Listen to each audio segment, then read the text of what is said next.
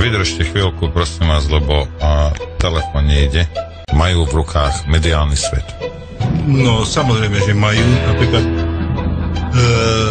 zoberte si takúto vec. Existuje, teraz nechcem povedať firma, alebo organizácia, ktorá sa volá CME, Central European Media Enterprises.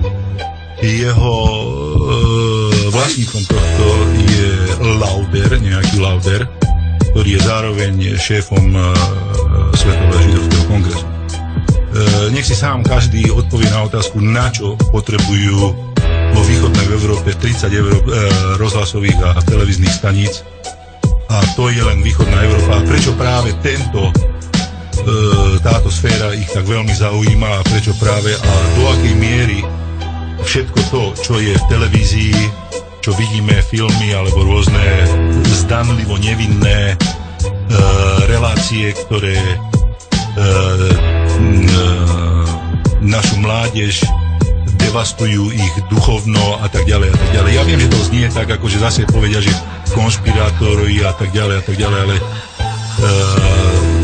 to sú fakty, o ktorých naozaj ľudia, ktorí sú na to odborníci, ktorí sú odborníci na, čo ja viem, na umenie alebo tak a rôzne iné veci, na propagandu, vám povedia, že to, čo robí Jojka alebo čo robí Markíza a nakoniec aj slovenská televízia, lebo aj tam si oni nejaké svoje kanály presadia, je vidieť, že nepropaguje sa to, čo je krásne, vznešené, nádherné, ušľachtilé a dobré, ale všetko, čo je menej cenné, čo je degradované, čo je zlé, čo je proste rozbiť ľudskú dušu tak, aby sa stala otrockou.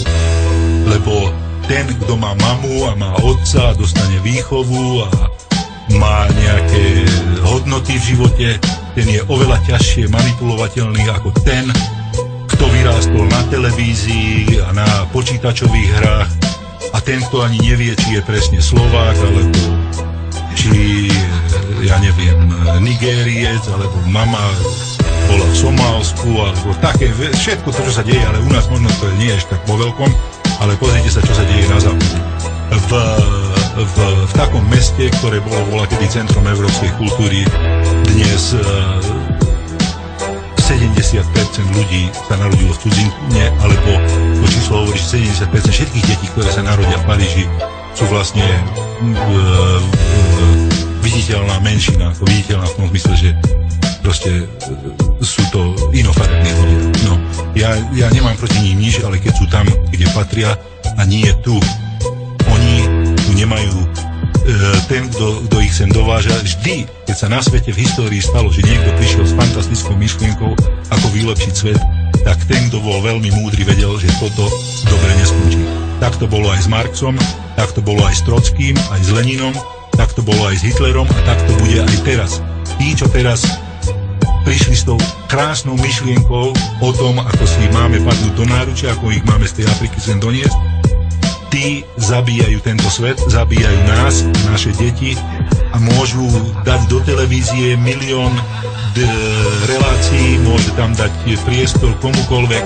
Toto je fakt a toto nikto z nich nemôže v diskusii, ktorá je priama, otvorená a čestná, ktorú oni samozrejme nikdy nepripustia, toto nikto nemôže poprieť. Toto je náš koniec.